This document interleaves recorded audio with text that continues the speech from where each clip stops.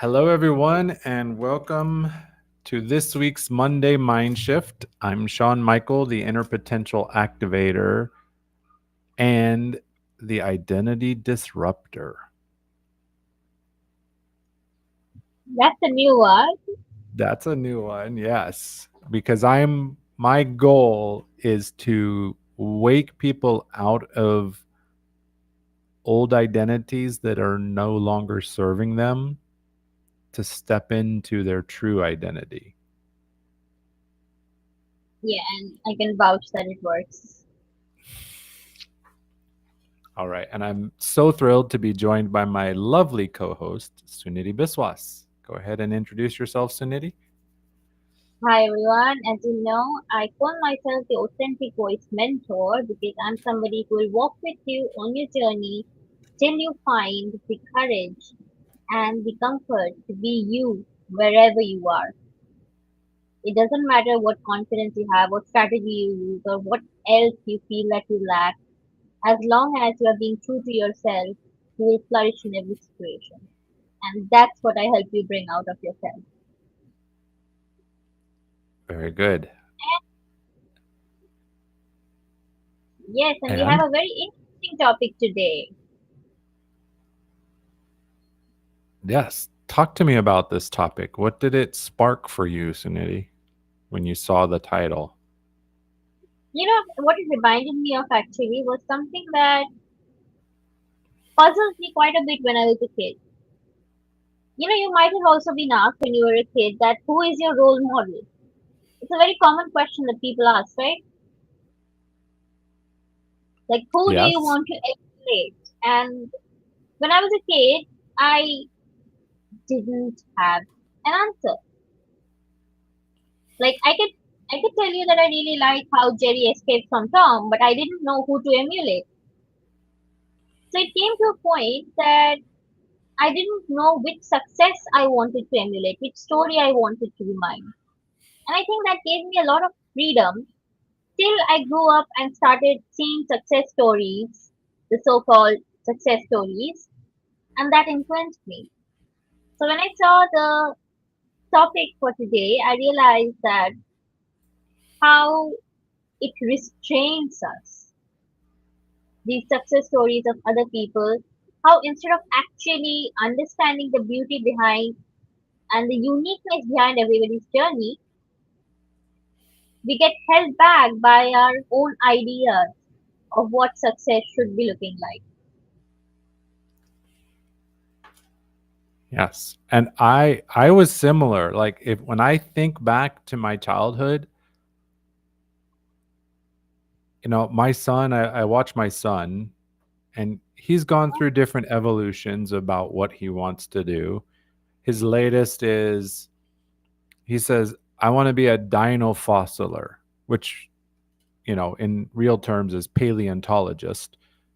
And he wants to work at Pizza Hut. In Okay, his off time, from searching for fossils, he plans to work at Pizza Hut. He's 7 years old. It's adorable. But as I think back to my own childhood, I can't recall ever having some kind of aspiration about what I would do. Like I don't remember anything about that. So that story came up with me, working on this topic. Um, but I have a little story to start us out. okay, So imagine you bought a suit, a nice suit to look great. You bought this years ago. It was really sharp, crisp. It was the exact look you needed to prove something in the rooms you were entering. You wore it to your interviews, to your pitch meetings, to the stage. It became like armor. It was your edge, your way of saying, I belong here. Look at me. But here's truth: you grew, you got wireder in spirit, fuller in your truth, more expansive in your values and your vision. And that suit, now it squeezes you. You find yourself tugging at the collar. The sleeves are biting into your shoulders. Sometimes you can't even really breathe, but you keep wearing it because people recognize you when you wear it. It's your lucky suit. You're afraid if you take it off, you won't be impressive anymore. But I want to tell you, we're not here to be impressive. You're here to be free.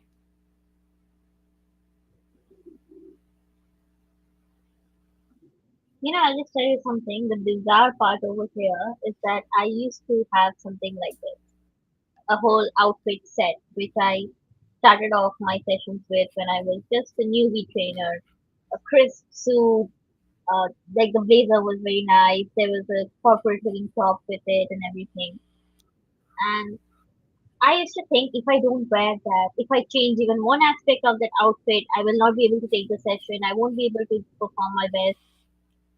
But then I realized that okay, I gained some weight and I was not fitting into it. And I was very worried that will that affect my sessions? I was genuinely panicked about it. I remember I had a session in 3 days and I was not fitting into the trousers. I was like, what will I do? How will I take the session? And my parents were like, you know your material, you've created everything. Why are you worried about trousers? Get another one. And I was like, no, it has to be this one. And for them it was funny, but for me it was not. Right. Still, I wore some other trousers because, of course, you cannot get one in such a short amount of time. And the session went fine. The session actually went better than fine. Everybody enjoyed the session. And after a while, I even forgot what trouser I was wearing, that I was not wearing my lucky trouser or anything like that. And that's what I realized from your story also that it's not it's not about what we think we are because we are constantly evolving. So if we hold on to the image that we used to have, we are essentially the ones holding us back. Exactly. Yes. The reality is we write the story when we're still bleeding. Nobody actually It has to come from nobody actually sits down with a clear head and says, "Let me construct my lifelong identity out of balance and over functioning." Right? Like we don't sit down and say, "Okay, I'm going to plan my future. I want to be successful, out of balance, over functioning, etc." No, we build the story of our success at moments when we actually feel powerless. Those times when the teacher laughed, when our parent ignored us, when we actually felt invisible, underestimated, and dismissed. So we actually write a script. I'll become irrefutable. I'll achieve so much, nobody can reject me. I'll hustle my way to being lovable. And the reality is, the identity worked, right? This identity of it. working your butt off and being the best, whether it's in school or in workplace or whatever, it worked, or in our opinion, it worked. So we make it permanent. And we never go back and ask, kind of like the suit, right? We never go back and ask, does this still fit? Exactly. And you know what's the weird part? The weird part is that this is everywhere in social media. Like I remember when I first joined LinkedIn, I went to this LinkedIn guru kind of person, and I won't take the name because, of course, can't take the name. But he told me that you have to post your stories, like the short stories. And I was like, why? Why should I tell my sob story? It's like anything. It could be a teacher scolded you. It could be that you fell down and got hurt. It could be that you scolded or had a fight with your dad. Anything, but you have to tell them to people. And then you tell them how you made something out of it. He said that if you don't have it, I have templates that you can use. And at that point, I started laughing because there are templates. He's giving out templates of sob stories so you can use to show off success. I mean, just imagine the bizarreness of the situation. Yeah, as we sit here today, it it sounds ridiculous. It does, and you feel like where have we come as a society that we are addicted to success of other people, of emulating success of other people, and not realizing the successes that we have achieved or we can achieve. Right. We get stuck on that, or we drive towards this conditioned idea of success. What did our family teach us? Did our peers and our teachers and our society teach us of what does success look like? And how many people, like you said, like we can sit here today and it says, gosh, that sounds ridiculous, templates for your stories so you can look successful. But It it works. works. People bought it. Like this person wouldn't be selling these templates if people didn't buy into it, because it's kind of a human idiosyncrasy, we'll call it, that Yeah. especially today, we want the instant fix. Like, I don't want to work hard, and I want to microwave it. 5-minute meal, 5-minute success.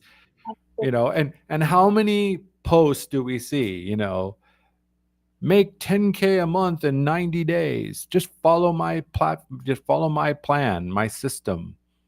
It's everywhere. Everywhere, and all the big people are doing it, and people are blindly buying those programs and courses and templates, etc. Exactly. And sadly, somehow originality is getting murkier. I mean, yes, they did it, and it's awesome. Their formula works. It's their credit. But same thing again and again. There's a limit to how many times you can replicate the same success, right? So what happens to the all other people Right, who have right. bought If it? it's not your authentic version of success, right? The one that you define, you know. I don't I don't make 10K a month. I'll be real. I don't make 10K a month. I have enough money to pay my bills, to go on vacation with my family. But yeah, I want to be successful financially. I want to have financial freedom so that I don't have to worry about if there's a hospital emergency, or, like last week, we had hundreds of earthquakes. Hundreds. Yeah. Like they said, there was over 1,000 quakes over 4 points in the last 10 days. Over a I thousand. didn't read about that. Yeah, there was earthquake. We were shaking. We were dancing. My truck was even dancing. So I went outside because there's an earthquake, and I live in a 2-story house. And we're like, go outside. There's no trees to fall. There's no power lines to fall. Let's go out there. We're safe. Nothing's gonna fall on us. But I went outside, and my truck, my 4,000 kilo truck, was doing this. I was like, wow. Biggest quake I've felt in my entire life. It was a little frightening. But Yeah, earthquakes are frustrating, but yeah, I understand your story. That it's like I was like, my thoughts were coming up is like, do I need to get out of Guatemala? Do I need to get my family on a plane and get us somewhere else where it's not shaking? Like that came into my mind. And so, yes, as a person, as a father, a husband, I want to have the resources to take action when necessary, to buy clothes when my son grew, 3 centimeters, or no, not 3 centimeters, 7 or 8 centimeters, because he shot up. He had a growth spurt. But to me, real success is the fact that I get to see my son every day. I get to spend time every day, just me and him doing something together. We get to go on a family walk or have a family picnic in the park when we want. We're not so busy with success to enjoy life. I think that's the thing, we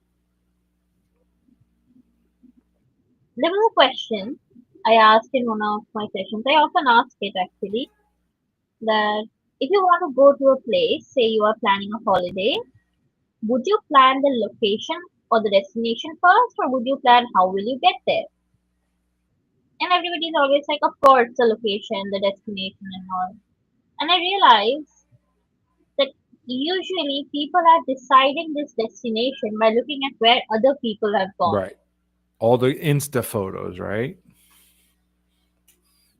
Oh my god, I want to go where it's that's Instagrammable. that's a horror story in the making. Like Instagram, people are so obsessed to be Instagrammable. Like I've been on dates where I've seen other people on dates ignoring their own dates, Instagramming the food, Instagramming the place and everything, and there is no conversation.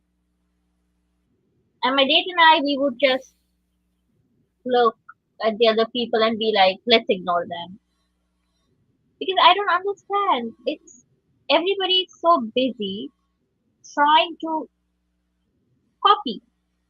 Right. Trying to copy, trying to, as I said in the story, impress. Yeah, there is no intention of expressing. It's all impressed. Now, often, especially with high achievers, those of us that have had some type of event in our early years that caused us to overachieve, right? To strive harder, to work longer hours, to get straight A's on the test, whatever.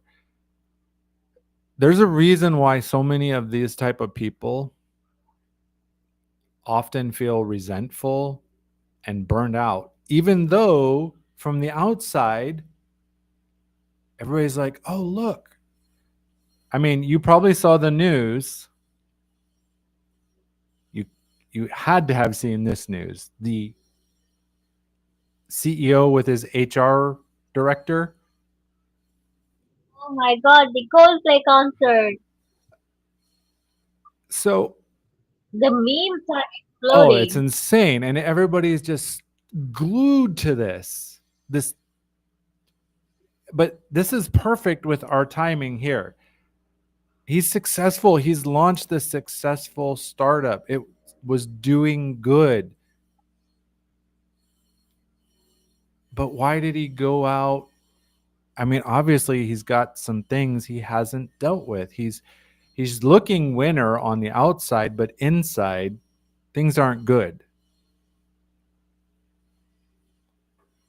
Maybe he's running somebody else's race, or the race was meant, it wasn't, the goal of the race towards success is to soothe some old wound. I'll prove them wrong rather than And present it's joy. it's it's so sad. It's actually so sad that maybe in the pursuit of that he ended up hurting so many people. I mean, at least two families were devastated. Right. We also heard about the Which reminds me of the one of the memes, Suniti. I have to say this. Coldplay hasn't made a single in years. Last week they made two or four. I heard it two and I heard four. Um, Terrible, but yeah. You know, the examples. This is the underdog who's chasing that underdog energy, you know, even though nobody doubts them anymore. They've proven themselves, but they still doubt themselves. So I'm the underdog. I'm going to rise up. The overgiver still trying to buy worth with their sacrifice, even in a space where it's not required. yeah. It's like carrying a backpack full of armor into rooms that are safe. It's that strength that got you where you are is just dead weight now. I read this somewhere that at one point you have to understand when to put down your armor. Yeah, Otherwise, it becomes deadly. exactly. Just like you said, there's a quote about it as well. I can't recollect the exact one, but it's so true. And if you think about it, we talked about how we build success stories, but I also think it's for some it's a way to cope with what they have gotten in life. Like they are not satisfied or they are not accepting of what life has dealt us, the hand life dealt them. So what they do is that they make it up or try to put or use someone else's story as their own.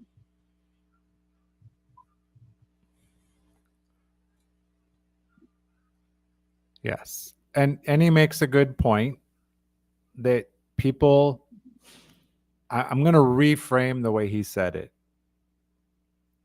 People who act dishonestly will always get caught out. I don't like to say dishonest people. They're acting dishonestly. People are not their behavior. Do we do dumb things? Absolutely. Yeah. Can we get better? Yeah. Or do we sometimes keep going back to the same thing? Yeah, we get on this loop, this treadmill. We keep trying to wear the wrong suit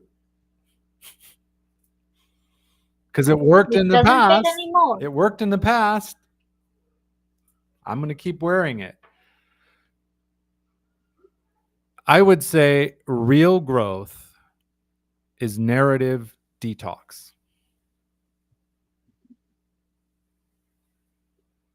What could you define narrative detox as?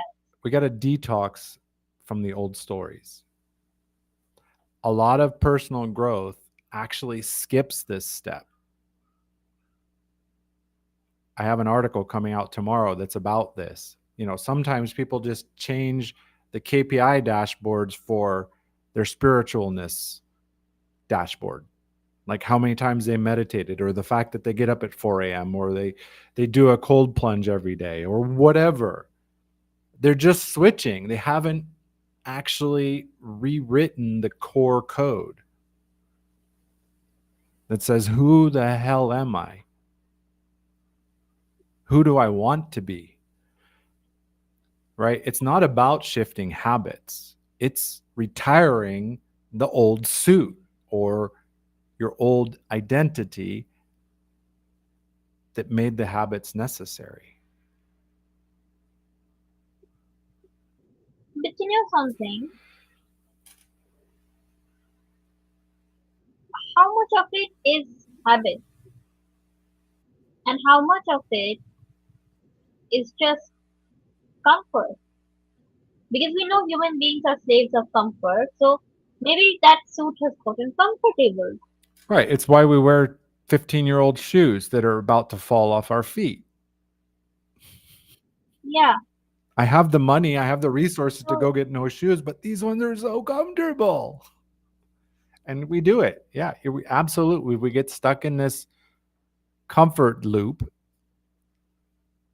and I've seen it over and over and over. I have a friend, I have two police friends here in Guatemala. One who's always ranking up. Like he's like, "Oh, I got a promotion. Oh, I got a promotion. Oh, I got a promotion." I'm like, "Great." I'm like, "Good job." And then I had another one. I'm like, "How long have you been in the police?" And he tells me and I'm like, "And you're still level 1?" "Oh, I'm good here. I like it here. I don't want that." that's the problem with comfort zone because growth never happens in comfort zone. Right. The the only way I heard it this way, Suniti. You want to avoid failure? Do nothing.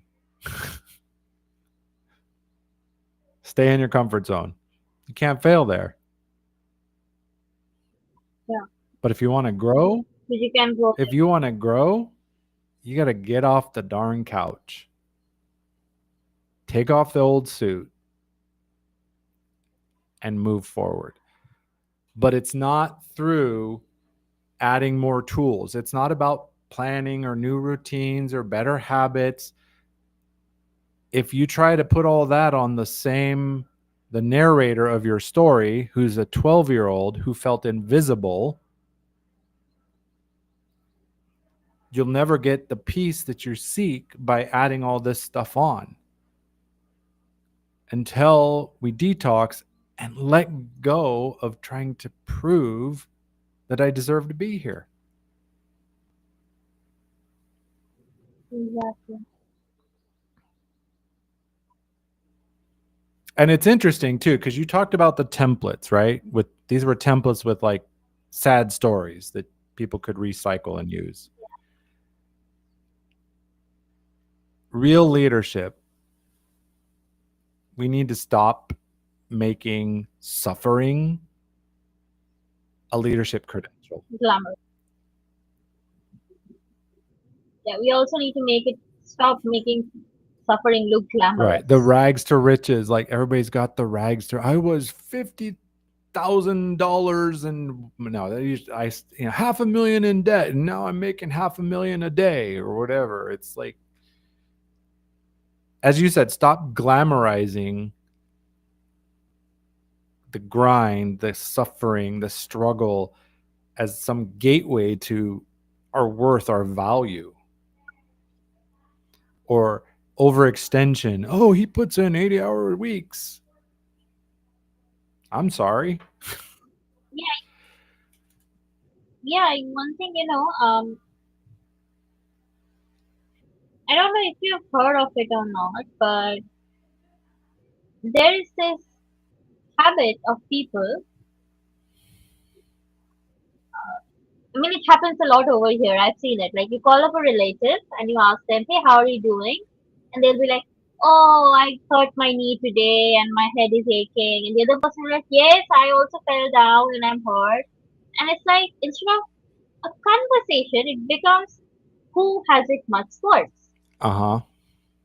We call them And it becomes pity like a compare. parties. Yeah. And that's what it looks like in LinkedIn sometimes. I've, some days I'll just scroll and all of the top leaders are like, that day I didn't have a penny in my pocket. My wife was about to leave me. And another child said that they were the worst father. And I was like, was everybody having a bad day that day?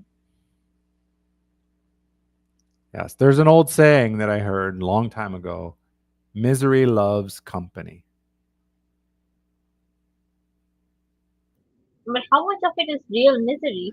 and how much of it is You created created misery, or yeah, so that I can imagined. fit in and prove like, oh, you've got your terrible, horrible story. Well, let me tell you mine. It's so much worse. Like it's the comparisonitis, right? We're either like, oh, I'm not as world traveled or whatever. Like we compare up, like I'm not up at their level, and then we like to compare down, right? We try to put ourselves below, like, oh, you had it this bad, well, I had it this bad. And it's just more of the And same: perform, prove, plead. Look at me, look at me. I don't want to be invisible. I want to feel like I'm enough. The truth is, you are enough. You always have been, but weirdly enough, you're the only one who doesn't see it. right? And the other thing is like, we struggle with I'm not enough, or we struggle with I can't share that. I can't be that because somebody somewhere in our life said, you're too loud, you're too bold, you're too whatever. And so we mute it and we hide. We're trying to prove, like trying to fit in that old suit again. It's time to burn the suit, right? Our news story is I create because I want to, not so I can be seen. I'm I want to lead from clarity, not comparison and compensation. I don't want to explain Mm. who I am. I just want to show up as it. Yeah, like, I mean, I'm giving an example from my own life, and you are aware of it. A few days ago, I changed what I called myself, my profession, because it didn't fit anymore. It started feeling like a mask that was itching my skin, not very comfortable. So I had to realize what was working and what wasn't, and buy a better suit. Buy a new suit, yeah. One that fits Yeah, you today. and someday this might not fit anymore. Someday this might also get outdated or obsolete, and then I will update again. But that's the thing. We grow in life. We don't shrink. It's kind of like snakes, right? They They shed their shed skin. their skin and they get a new one. And then later on, what do? They shed it again. So that's the reality is like, I had this come up. Somebody posted, and I put a question in the chat real quick for everybody.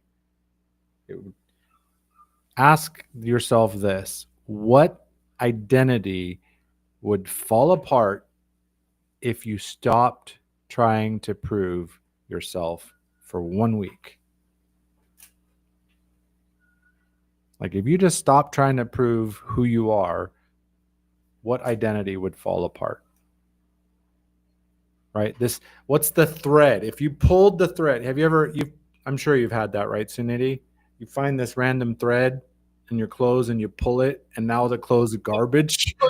The whole thing's trash now. You can't even wear it. So, what's the thread to pull that if you stop proving for 1 week, what would fall apart?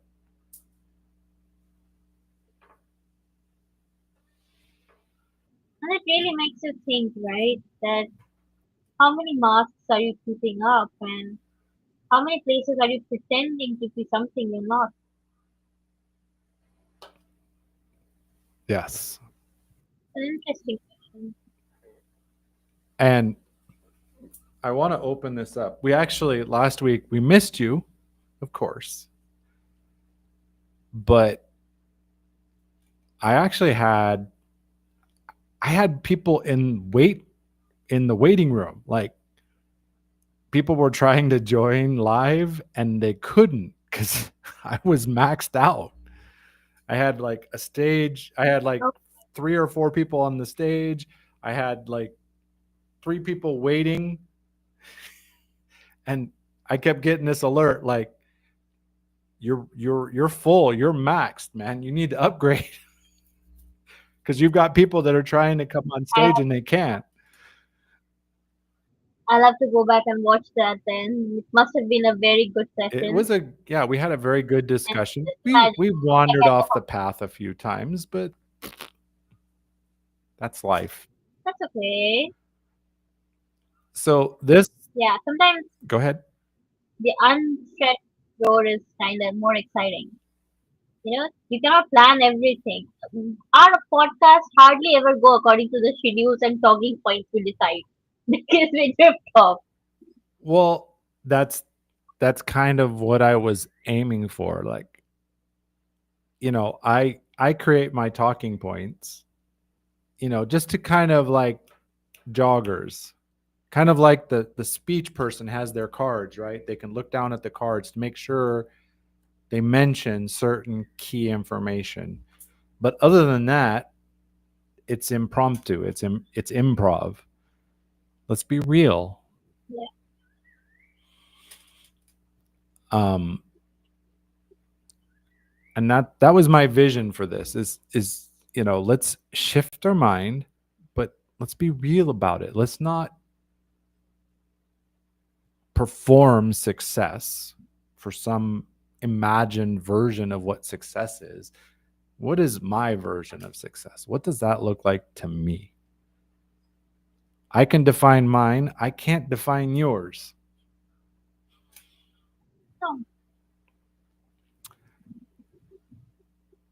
So on that note, and I just want to say mhm, I am running a crazy experiment this week. And I'm not going to say much more than that except watch my feed on LinkedIn and on YouTube if you're watching on YouTube, because I've got somebody I follow on YouTube. They don't just post videos, they post posts. So I will post this on LinkedIn and YouTube because that's the 2 channels we're streaming. But keep your eyes out for something maybe you've never seen before coming. It's my little radical experiment. And it aligns perfectly with what we talked about the old suit.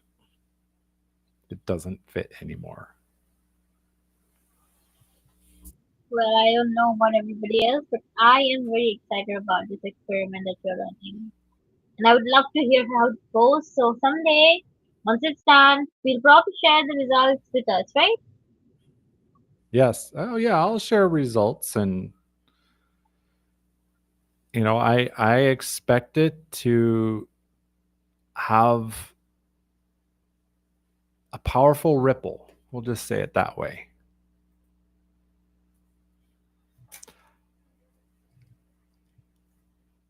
And that's kind of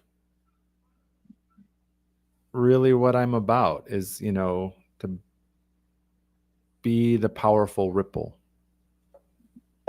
even if I don't see the ripple, or even if the ripple is just in me. But I've gone ahead and left the link to the stage if anyone wants to join. I don't know how many people are watching live or whatever. But please do join because it's really interesting to have a conversation. The, the more the merrier. Yes, I love hearing from everybody. I have great discussions with Suniti. We always do. but I also have great discussions with other people. Yes. And if you think about it, everybody brings a fresh new perspective and we get to learn so much from them, don't we? Yeah. I have long operated on the idea that every interaction with another human, that's the only qualification, is a learning experience. There's something I can learn. Age, gender, background, any of that doesn't matter. You're a human being. If I interact with you, there's something I can learn. Absolutely. And I guess I told you that I'm writing a co-authoring a book with somebody, a life coach, and he's about your age, and we are kind of alternating chapters. So today we were Mm-hmm. compiling the book together, and we saw that the difference in the writing style is drastically different. Like my style is a bit poetic. I write poems mostly. I've mostly written poems, so it's poetic. I've made use of the white space. It looks visually attractive. His are blocks of paragraphs with lots of description and imagery. It's so different, and it looks different also. And he was like, "Will this look bad? Will people only read yours and ignore mine because a younger generation will relate to yours?" And I told him that that won't happen, because everybody has a different perspective. And you never know, your perspective will fit someone whose mind won't. Because And vice versa. we're talking about the same thing in the book. So some people might find the help they need in my part, some people might find the help in yours. That's why we are co-authoring the book, right? One person is not writing it because so that we can get two perspectives. Well, and I think that's the beauty because often when we read a book, right, we're Mhm. just from one author's perspective, experience, and style. And Yeah. there's nothing wrong with that. But when you have multiple authors, where you have co authors, or I've seen a lot of anthologies where you might have 10, 15, 20 authors all sharing. In fact, I get an email from one of the sites I trained from. It's like, could you write 10 pages to be in our next book? That we always manage to get to bestseller in its category.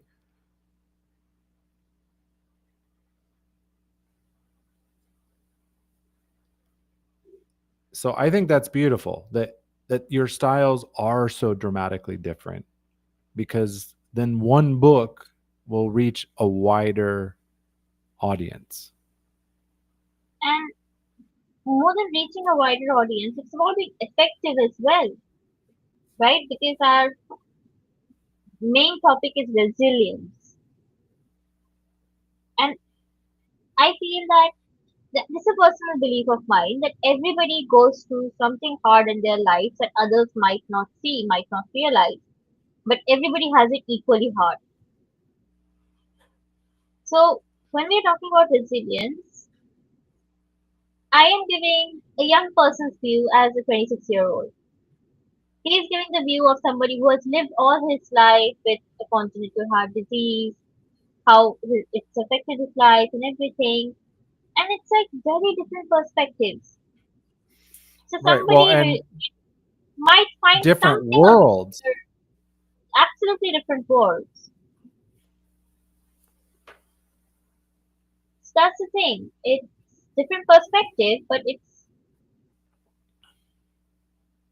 you never know. It might help somebody, even though we find it weird.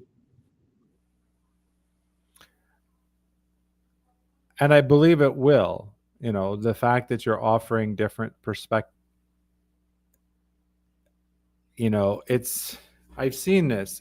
A mirror is great. If you want to check you, you use a mirror, right? But Yeah. when we look in a mirror, we tend to, as we've talked about, we tend to filter.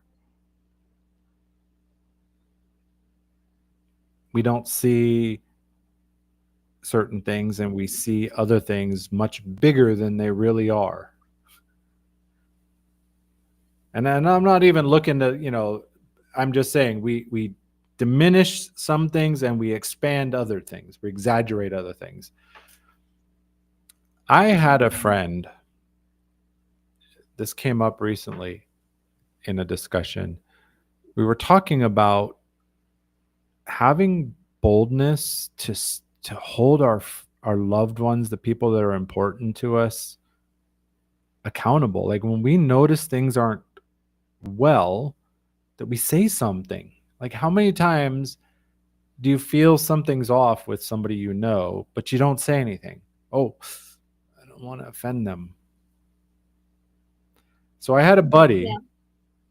and we were talking after his marriage blew up. Basically, his whole marriage blew up. And I was talking, and I'm like, yeah, I felt like something was off. And he actually said, he's like, why didn't you say something to me? And that was profound. I'm like, good question. Why didn't I? Fear, Fear. Yeah, fear. fear that messing But up. it was a good learning experience for me because it's like, okay, don't be afraid. Like he would have wanted me to call it out sooner. It could have helped him. We don't know for sure. The marriage could have still blown up. But why not speak up and say, hey, you seem a little like you're under a burden. Like, you want to talk about it? Like, just open the space, make a safe space, let him talk about it. Or, call him out sometimes if you have a tight enough relationship. You don't want to be running around and saying, hey, you're totally screwing up to everybody. That won't go well. Yeah, absolutely. And it happened something like that with me last week.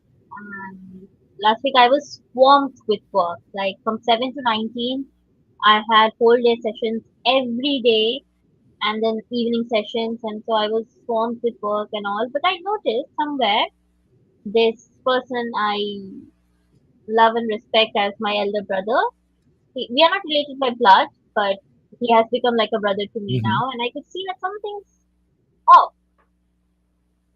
So one day I just took 2 minutes out of my work and I texted him that, sometimes the listener also needs somebody to listen because his work is all around being a listener. He listens to people. He's a life coach, he's a certified counselor and everything. And I just texted him that and he opened up a little bit. He said, I have not been able to tell anybody because everybody expects me to listen just because I'm the founder of I Listen Space and I'm a listener. So nobody ever asked me if I wanted to say anything. So we had a little joke and I told him that, this little sister at that time when you want to say something, because I might have learned a little bit of listening from you. We had a good laugh and everything and later on he texted me that I feel so much better because I was finally able to speak up. Everything was kind of burning me from inside because I was not able to let it out. Right. And that is something I think every human being needs. They need sometimes a space to just be heard. Absolutely. And the reason why I told you this story is because, we are talking about the concept of suit. This person, his suit is being a listener. Right. And it's so much stuck to him that nobody thought he would ever need to speak. Not his family, not his friends, nobody. So what is the use of holding on to images so hard that you end up hurting your own hands? Right. Exactly. The image, I saw this as an image in a post once. It's like sometimes holding on is hurting you more than just letting it go. And I don't Yeah, know if I ever told you this story. I actually lived this. So I used to race, I used to go down to the yacht club in my town. We Wednesday night, one of the captains, they had an event down at the waterfront. He's like, "Yeah, just come over on Wednesday evening after work." And he's like, "Just say I'm looking to be a crew on somebody's boat. Does anybody need an extra crew member?" He's like, "Somebody will put you on their boat." Cool. In a stressful, busy work life, this little escape every Wednesday was powerful because for that moment, like I could leave the work stress, the life stress, I could just go out on the water and sail. And it had its own type of stress, because we were racing. And sometimes we were doing maneuvers that if we did not do it in time, the boat would crash into the rocks and we'd all be swimming. And I didn't want to go swimming. But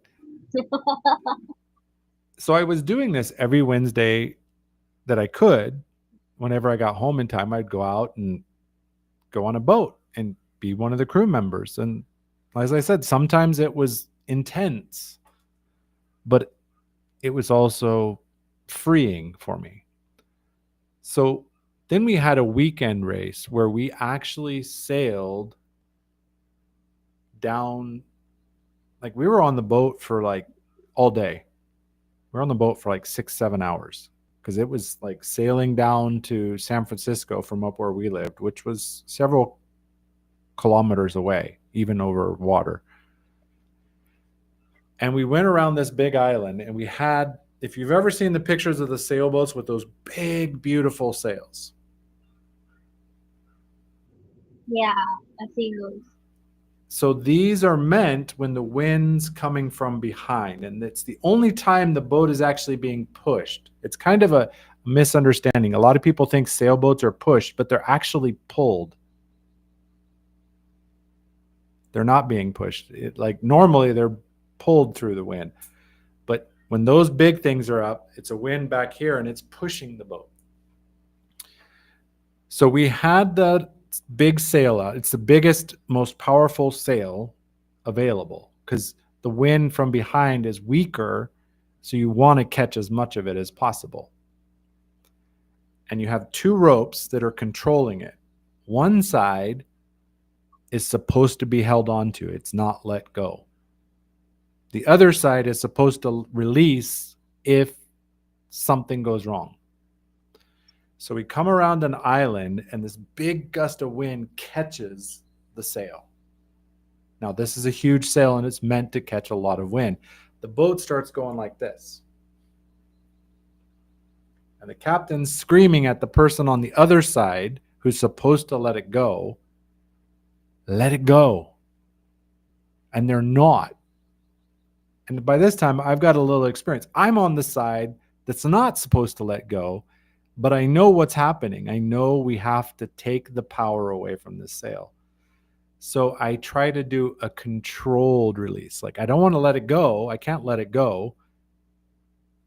I'm like, let me just let it out a little bit. I had gloves on. It burned through the gloves and actually burned my skin because I was trying to do a controlled release. I use that story to say, it's not about, sometimes you just need to drop it. Don't try to slowly release it because it'll hurt you more in the slow release than just letting go. Absolutely. And it's a very vivid image it creates in the mind when you're telling the story. So nice storytelling. Oh, it's a lived experience. That is not from a template. That, That did that's not come from a template. It's a real story. The business suit is not, it's a metaphorical story. It's intended as a metaphor. But that sailboat story, that is as real as it gets.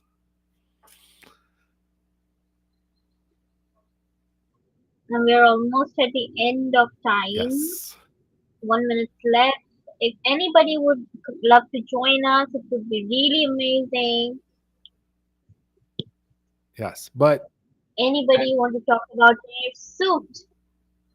yes, and changing your suit, getting a new suit, getting rid of that old suit that doesn't really fit anymore. And it makes me think of when I was studying my associate's degree. It was an 18-year program at a business college. We had a strict dress code. Guys had to wear dress shirt, tie, slacks, no jeans, no t-shirts. We didn't even have casual Fridays allowed. Like if we were at school, we were like, I was like, I hate ties. I always have.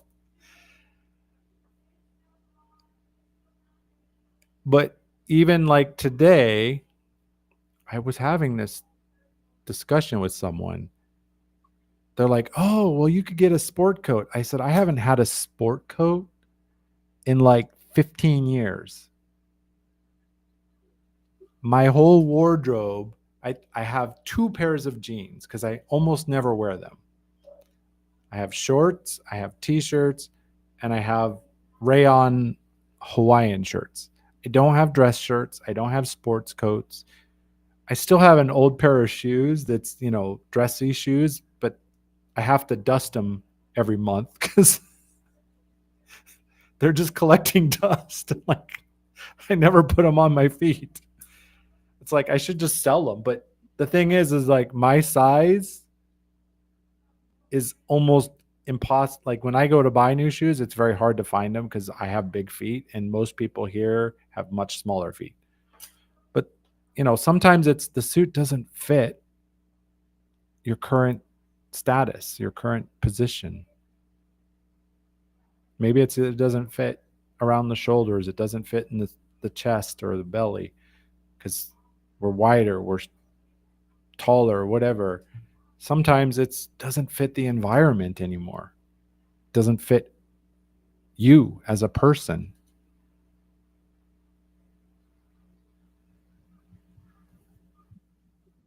Exactly. That's when you know you need to let it go. Right. Get rid of the suit, sell the shoes. I'm going to work on that. Give them away something.